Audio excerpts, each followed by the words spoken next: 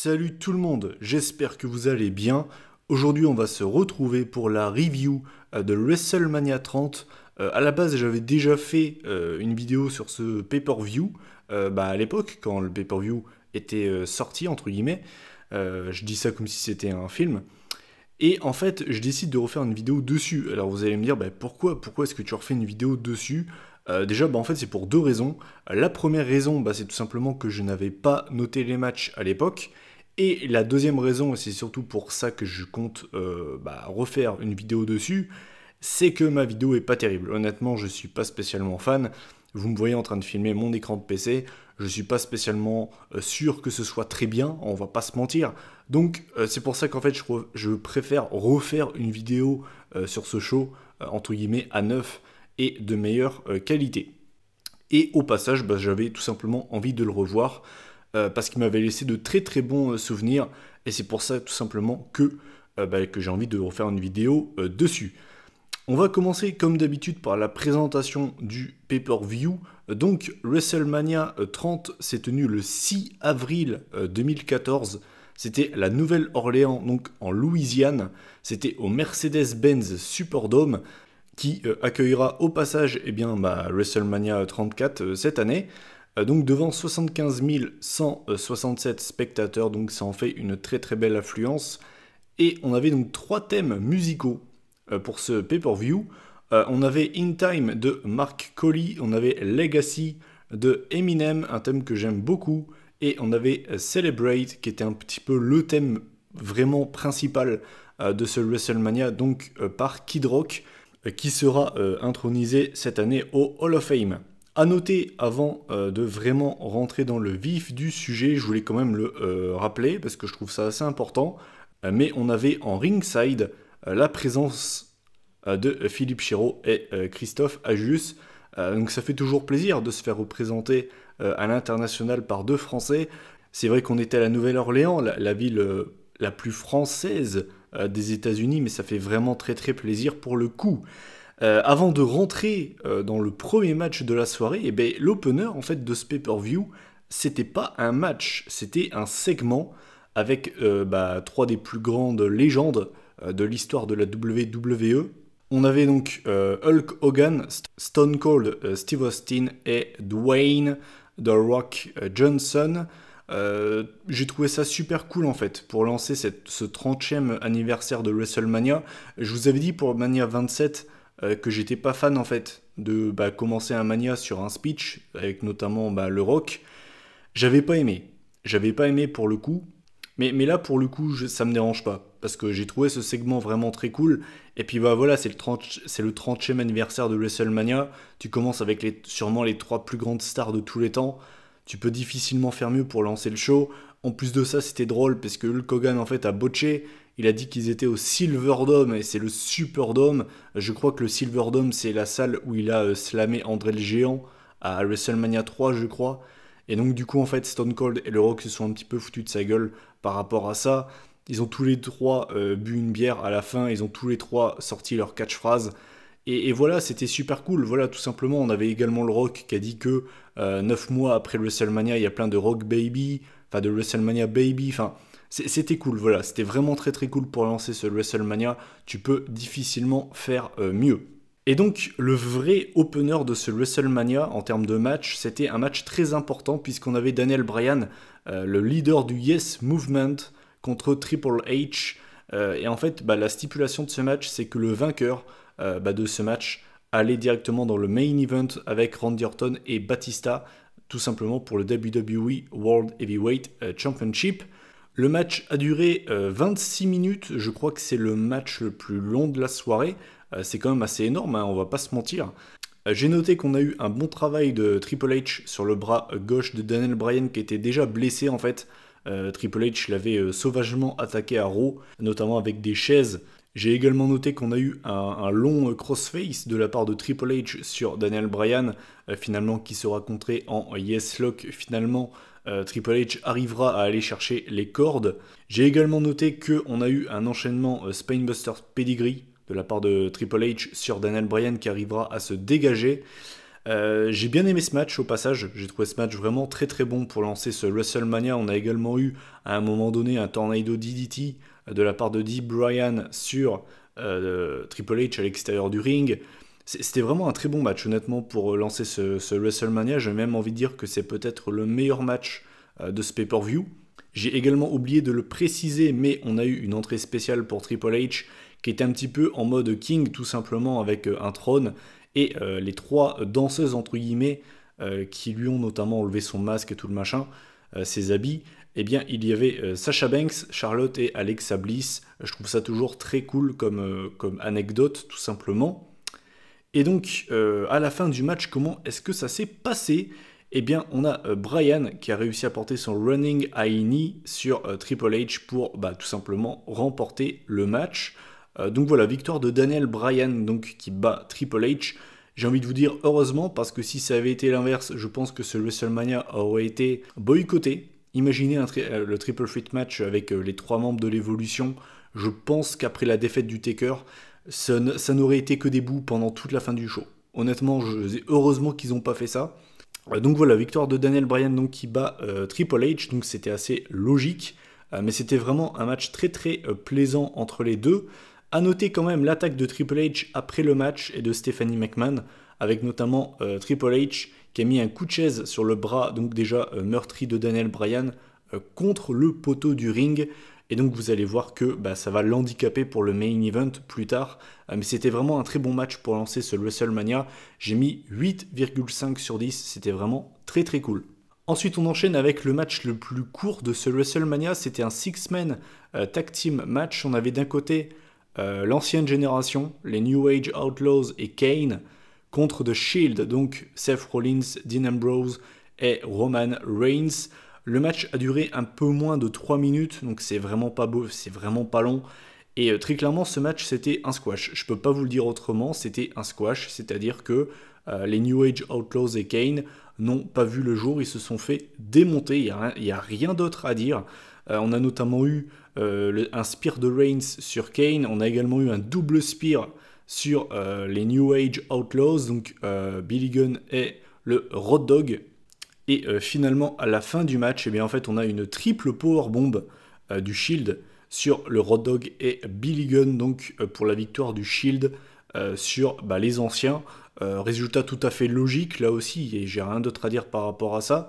Je trouve ça en fait juste bizarre que le Shield ait eu un match entre guillemets si peu important, parce que le Shield à cette époque-là, c'était quand même l'un des trucs les plus hauts à la WWE, et c'est vrai que quand on voit ce qu'ils leur ont donné, franchement, je suis un petit peu étonné, et c'est vrai que je me suis fait cette réflexion, ça aurait été tellement plus cool d'avoir le Shield contre la Wyatt Family.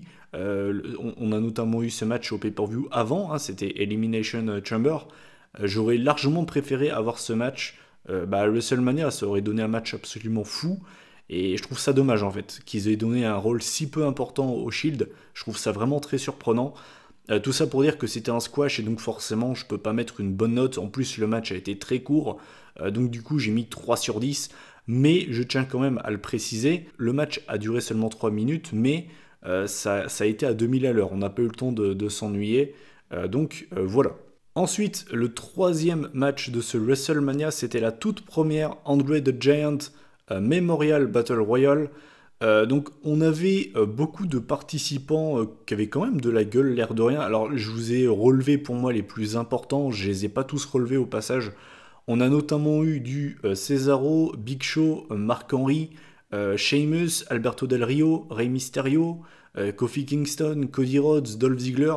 Donc comme vous pouvez le voir, on a des anciens champions du monde, on a des anciens champions US, IC, on a des futurs Hall of Famer, il y a quand même du lourd. Honnêtement, dans cette première Andre the Giant Memorial Battle Royale, il y avait quand même du lourd, je trouve. Donc le match a duré 13 minutes.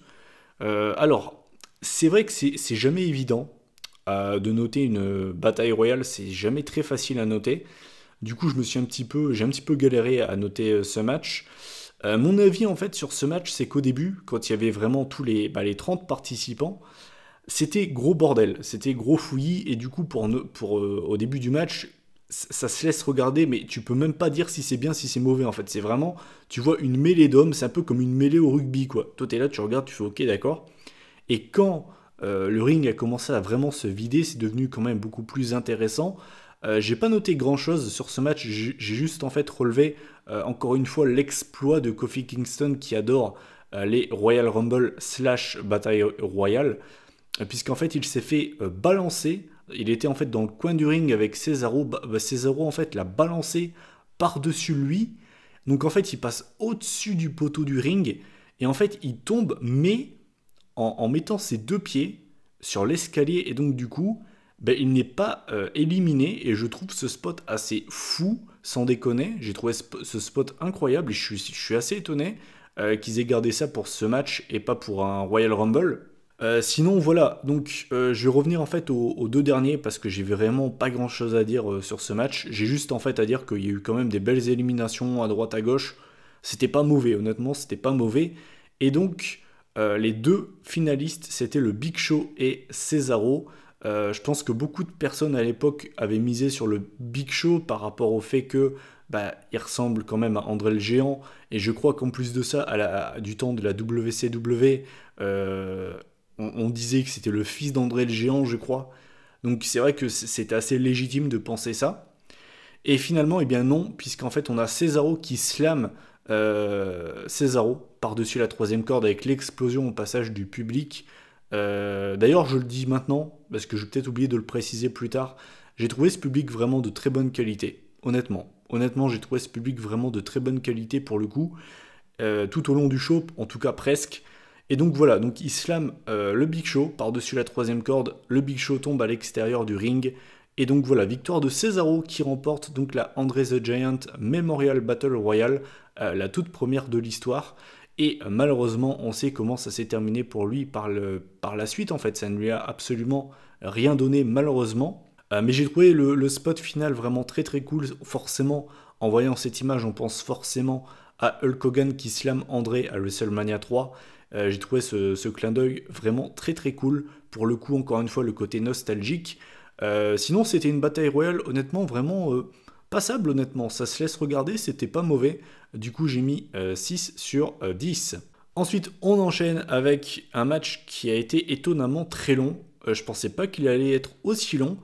C'était le match entre John Cena et Bray Wyatt. Quand même, l'air de rien, on peut dire ce qu'on veut par rapport au résultat de ce match. Bray Wyatt, pour son premier WrestleMania, il a la chance d'affronter John Cena. Croyez-moi qu'il y a beaucoup de new talent qui aimeraient avoir cette chance, hein, honnêtement. Donc voilà, John Cena contre Bray Wyatt, match qui a duré 22 minutes, un peu plus de 22 minutes, c'est quand même vraiment pas mal du tout.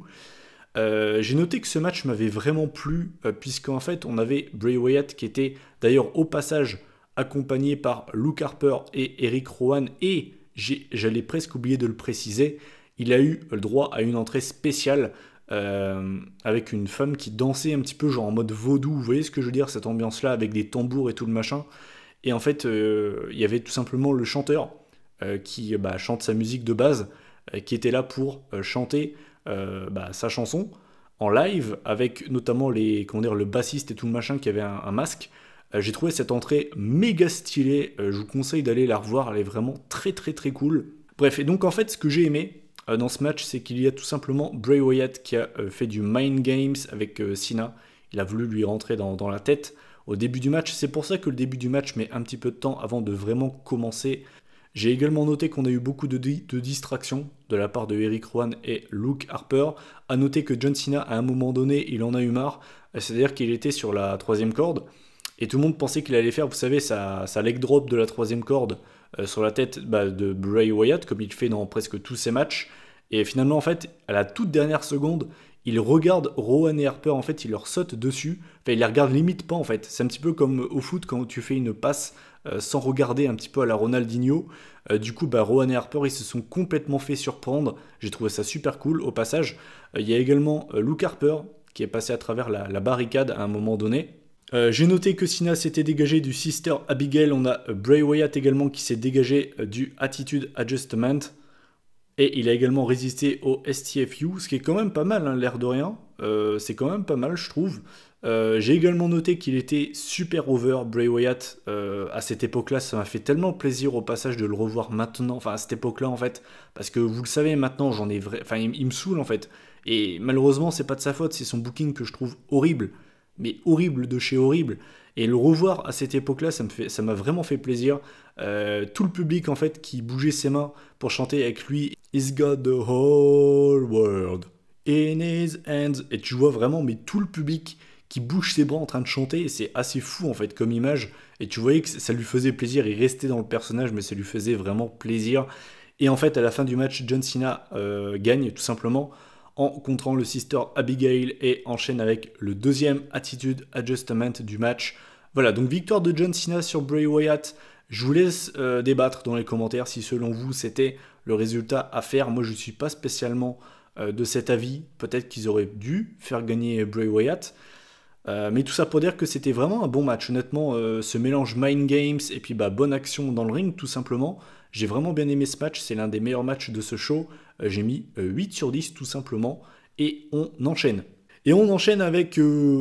ah là, c'est un sacré morceau. On va parler de la streak, bien évidemment, l'Undertaker contre Brock Lesnar. Match qui a duré 25 minutes, donc c'est le deuxième match le plus long de la soirée, je crois. Je vais le préciser maintenant, parce que si je l'oublie, ça va m'énerver. Faut savoir une chose, c'est que l'Undertaker a subi une commotion cérébrale pendant le match. Je sais plus si c'est juste avant ou pendant, je crois que c'est pendant. Du coup, ça peut être aussi un argument de pourquoi le match était pas terrible, enfin, selon moi, bien sûr, puisque, voilà, je vous annonce la couleur. Pour moi, ce match est pas terrible. Surtout la première partie qui est méga lente, vraiment méga lente et qui est vraiment pas terrible. Après, vous allez me dire, c'est deux powerhouse, c'est deux mastodontes, et je m'attendais à pas avoir un match comme par exemple un AJ Styles ou un Daniel Bryan, vous voyez ce que je veux dire? Je m'attends pas à ce genre de rythme, je suis pas bête. Mais c'est vrai que la première partie, je l'ai vraiment pas trouvé terrible. Niveau finisher, par contre, on a vraiment été gâtés. On a eu du chokeslam, du last ride, on a eu le Hell's Gate 2 fois, on a le Kimura Lock qui a été porté par Lesnar et par Taker, on a eu le Tombstone Pile Driver, au passage Lesnar s'est dégagé, on a eu le F5 porté 3 fois, donc comme vous pouvez le voir, on a eu énormément de finishers. Et la preuve que tu peux avoir beaucoup de finishers portés dans un match sans pour autant que le match soit bon. Parce qu'en fait, selon moi, le match n'était pas terrible. Vraiment pas terrible. Je trouve même qu'il fait tâche. Parce que quand tu vois les matchs du Taker à Mania, du 23 au 29, honnêtement, Batista, Edge, deux fois Michaels, deux fois Triple H et CM Punk, honnêtement, il fait que des bons, voire même très bons matchs dans cette période-là. Et ce match-là, je trouve qu'il fait vraiment tâche. Et je préfère le dire, ça n'a rien à voir avec le résultat final. Vraiment, je vous le jure, ça n'a rien à voir avec ça. Mais j'ai vraiment pas trouvé ce match terrible. Et puis, bien évidemment, on va revenir à la fin du match, bien sûr. Puisque donc, au bout du troisième F5, on a Brock Lesnar qui arrive à pin tout simplement le Taker. Victoire donc de Brock Lesnar à WrestleMania. The streak is over. On passe de 21-0 à 21-1. Et tout simplement, ce match, sans déconner, je ne l'avais pas revu depuis 4 ans. Et les frissons, honnêtement, les frissons à ce moment-là, tout simplement, parce que tu vois 75 000 spectateurs qui ont tous la même réaction au même moment. C'est-à-dire mettre les deux mains sur la tête, ouvrir la bouche comme une carpe et ne pas comprendre ce qui se passe et être littéralement choqué. Et vraiment, c'est une onde de choc. Tout le monde était choqué et moi j'étais pareil. Je m'en rappelle, ce show, je l'ai regardé en direct. Quand le match s'est terminé, pendant 10 minutes, et genre vraiment, j'abuse pas, pendant 10 minutes, j'ai fixé ma télé avec la bouche ouverte, les deux mains sur la tête, et je regardais les quatre coins de la pièce, mais je comprenais pas. Je ne comprenais pas ce qui se passait. Et c'est pour moi le résultat de catch qui m'a le plus marqué, je pense, depuis que je suis fan de catch, aussi bien positivement que négativement. C'est pour moi le résultat de catch le plus choquant qui m'a été donné de voir, et vraiment les frissons en revoyant ce moment-là. Maintenant, voilà, là aussi c'est l'éternel débat. Est-ce que Brock Lesnar aurait dû casser la streak? Moi, je pars du principe que tout est fait pour être battu. Tous les records sont faits pour être brisés, que ce soit dans le sport ou bien même en général. Donc, moi, c'est pas ça qui me dérange. Le fait que la streak soit cassée, ça me dérange pas. Moi, ce qui me dérange, par contre, c'est que ce soit Brock Lesnar. Je suis pas spécialement fan de ce choix.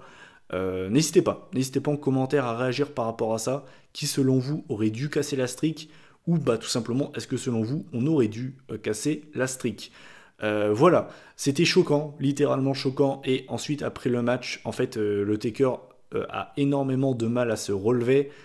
Et à ce moment-là, honnêtement, j'ai eu les larmes aux yeux, j'étais très ému. Pourtant, je connaissais le résultat du match, je sais très bien que le Taker a recatché derrière. J'ai trouvé ce moment très beau, honnêtement. Et honnêtement, je pense qu'il aurait peut-être dû arrêter là. Il aurait également pu arrêter, je pense, à Mania 28, avec la fin d'une ère avec Michaels et Triple H, dans ce superbe Hell in a Cell. Et je pense qu'il aurait également pu arrêter là. Honnêtement, le moment était magnifique. Moi, je pars du principe que la seule motivation du Taker pour aller à Mania, c'était tout simplement cette streak. Une fois qu'elle est battue, plus besoin de venir. Et je pense qu'il aurait dû arrêter là. C'était parfait. Honnêtement, c'était parfait. Tous les commentateurs étaient debout. Ajus, Chero, les commentateurs mexicains, américains. Tout le monde était debout. Tout le monde disait thank you Taker. C'était magnifique. Honnêtement, c'était magnifique. Et je trouve dommage en fait que ce soit pas terminé là en fait. Bref. Donc voilà, c'était très cool de revivre ce moment parce que je ne l'avais pas revu depuis 4 ans. Pour ce qui est du match en lui-même, c'était vraiment pas terrible. Pour un match de la streak en tout cas. Du coup, pour la note, j'ai mis 5 sur 10. J'ai mis 5 sur 10, j'ai pas mis plus parce qu'honnêtement, c'était vraiment pas terrible. Voilà.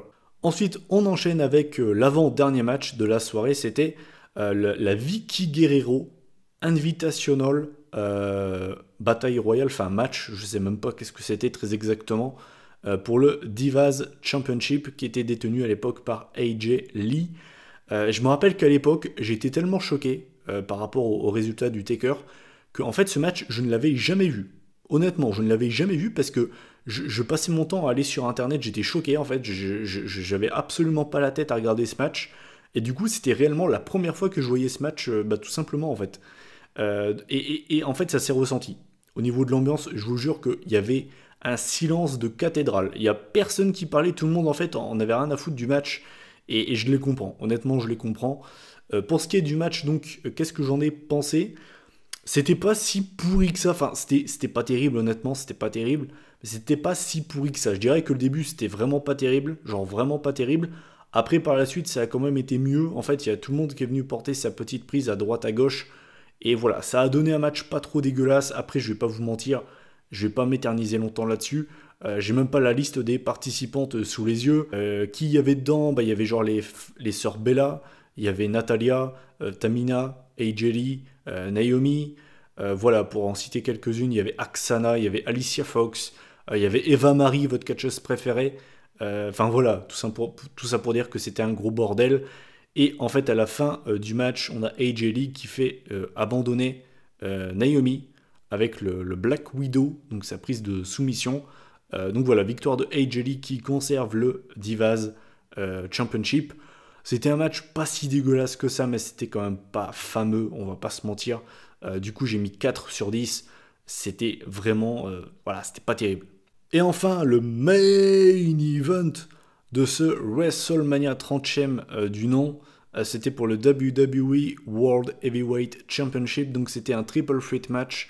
On avait donc le champion, Randy Orton, qui au passage a lui aussi eu le droit à une entrée spéciale, hein, puisqu'en fait il y a tout simplement le chanteur du groupe Rave Theory, celui qui interprète tout simplement Voices, qui est venu chanter en direct. Au passage, j'ai pas trouvé son live terrible.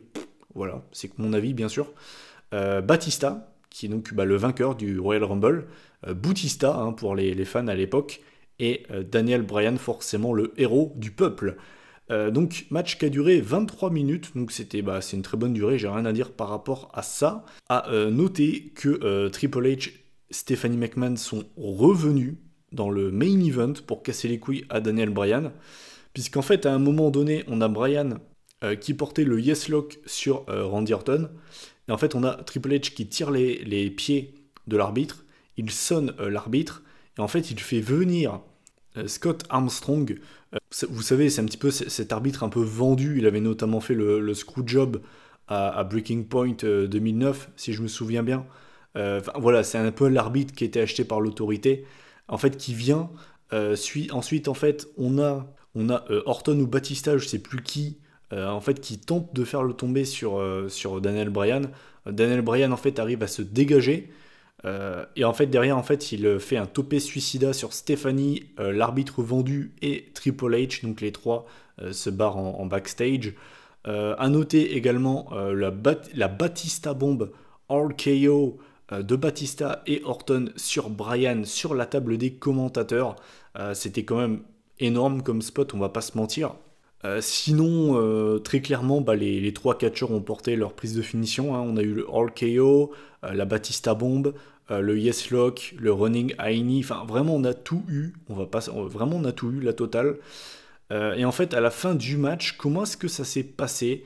Eh bien, en fait, suite en fait à la Batista Bomb RKO, en fait, on a les médecins qui viennent mettre Bryan sur une civière. Et en fait, au moment où est-ce qu'ils allaient repartir, en fait, on a Bryan qui se barre de la civière et qui veut quand même continuer le match. Et en fait, à la fin du match, tout simplement, on a une Batista Bomb sur Randy Orton. Et en fait, on a Bryan qui met un Running High Knee sur Batista et qui enchaîne tout simplement avec le Yes Lock sur Batista qui ne tient pas très longtemps et qui donc est obligé d'abandonner pour la victoire donc de Daniel Bryan qui devient le WWE World Heavyweight Champion avec l'explosion du public. C'est assez impressionnant, honnêtement, les frissons là aussi, quand tu vois 75 000 personnes qui sautent en fait, qui sautent comme des enfants de 5 ans à faire le yes, enfin, c'est assez impressionnant. Et donc voilà, victoire de Daniel Bryan qui donc devient champion du monde et qui arrive à contrer l'autorité au total. Et je sais honnêtement, et je vais être franc avec vous, et ça vient d'un gars qui adore Daniel Bryan, je comprends les gens qui critiquent le fait que Bryan était un super-héros. Parce que honnêtement, on pleure souvent sur Roman Reigns parce que oui, c'est un Superman, c'est un super-héros. Mais rendez-vous compte de ce qu'a fait Daniel Bryan pendant ce pay-per-view. Il bat Triple H avec un bras déjà endolori. Triple H lui recasse le bras après le match. Bryan fait le match au complet. Il se prend une Batista Bomb RKO sur la table des commentateurs. Il revient quand même avec son bras pété, hein, au passage, avec Triple H qui revient en plus de ça dans le main event. Et il arrive quand même à battre Batista et Orton et à s'occuper de Triple H et de l'arbitre vendu. Honnêtement, j'adore Daniel Bryan, mais les gens qui sont pas très fans par rapport à ça, honnêtement, je vous comprends totalement. Ah, je vous jure que si c'était un catcheur que j'aimais pas, ça me casserait les couilles aussi. Je vous jure, je comprends, il n'y a pas de souci. Mais voilà, en laissant ça de côté, en mettant mon côté fanboy, c'est forcément un moment que j'aime beaucoup. C'est l'un de mes WrestleMania moments préférés. Je me rappelle qu'à l'époque, j'avais la larme à l'œil, honnêtement. Très content, tout simplement. C'est, je pense, ma fin de WrestleMania préférée avec celle de WrestleMania 20, avec Eddie et Chris Benoit qui se font un hug, tous les deux champions du monde. Je pense que c'est mes deux fins de WrestleMania préférées. Surtout que j'ai oublié de le préciser, il y avait également Connor the Crusher avec son père au premier rang. C'est toujours très émouvant aussi de le revoir, forcément, de se dire que maintenant il n'est plus là. Et de se dire qu'au moins il aura vécu un WrestleMania en direct avant de partir. C'était son rêve.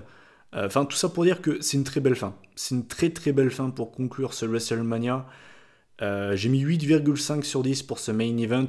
Je vais pas vous mentir, je l'ai peut-être un petit peu surnoté. C'est également l'aspect nostalgique, hein, qui parle. Mais c'est une très très belle conclusion pour le plus gros show de l'année.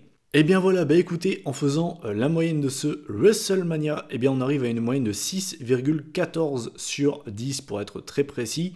Alors, je vais être franc avec vous, en laissant de côté l'aspect nostalgique et mes goûts catchesques et les émotions que j'ai pu avoir pendant ce pay-per-view, c'est pas le meilleur WrestleMania. Il y a quand même des matchs qui sont pas terribles, on va pas se mentir. Le Six-Man Tag avec le Shield, c'est quand même pas terrible. Enfin, pour un WrestleMania, je trouve que c'est pas terrible. Le match de la streak est décevant. Après, c'est vrai que Taker se fait une commotion cérébrale, mais voilà, c'est quand même décevant, je trouve. Le match des femmes est quand même pas fou, on va pas se mentir. Donc c'est vrai que sur le papier, c'est pas le meilleur WrestleMania. en tout cas in-ring je trouve. Après j'ai envie de vous dire, de toute façon le WrestleMania parfait n'existe pas. Il y a quand même des très bons matchs. Enfin, pour moi les 3 matchs qui ressortent de ce WrestleMania, c'est le Cena Wyatt, le main event et Triple H Daniel Bryan qui est vraiment très bon. Je me demande si c'est pas, sans déconner, peut-être le meilleur opener de l'histoire de Mania, en tout cas en 1v1 je parle. Il y en a eu des très bons, il n'y a pas de souci. Par exemple, le Styles contre Shane l'année dernière, c'était très cool aussi, on va pas se mentir. Mais je le trouve vraiment très très bon. Donc voilà, tout ça pour dire que d'un point de vue in-ring, c'est pas parfait. Maintenant, d'un point de vue émotion, ce pay-per-view en fait joue avec tes émotions. C'est-à-dire que tes émotions, c'est un accordéon. C'est-à-dire que vraiment, mais le pay-per-view, en fait, tu le finis, t'es lessivé. Enfin, le pay-per-view, c'est amuser avec tes émotions. C'est-à-dire que t'as des moments très cool, le moment forcément nostalgique avec le segment d'ouverture avec Hogan, Austin et Le Rock. On a la joie, ou bien peut-être même l'émotion pour certains, avec la victoire de Bryan dans le main event. Et on a forcément l'aspect soit émotion également, ou l'aspect tout simplement choc avec la défaite du Taker. Donc je trouve que c'est l'un des WrestleMania les plus mémorables de ces dernières années, et même de tous les temps, pour être franc avec vous. Et c'est vraiment on a tous des shows qu'on adore revoir, et qu'on sait au fond de nous qui sont pas parfaits, mais qu'on adore en fait. Et ben, moi ce pay-per-view en fait partie. C'est-à-dire, je sais qu'il est pas parfait, mais je l'aime beaucoup. Et c'est l'un de mes pay-per-view préférés, produit par la WWE, parce que je suis très nostalgique de ce pay-per-view, me demandez pas pourquoi, vraiment. Le total, le package de ce pay-per-view me rend vraiment très nostalgique, et ça m'a fait vraiment très très plaisir de le revoir. Voilà, bah, je vous invite tout simplement à réagir en commentaire sur ce pay-per-view, surtout que c'était un petit peu la semaine Daniel Bryan sur cette chaîne, avec l'annonce forcément du retour de Daniel Bryan sur les rings, en espérant le revoir, pourquoi pas champion du monde cette année, ce serait incroyable.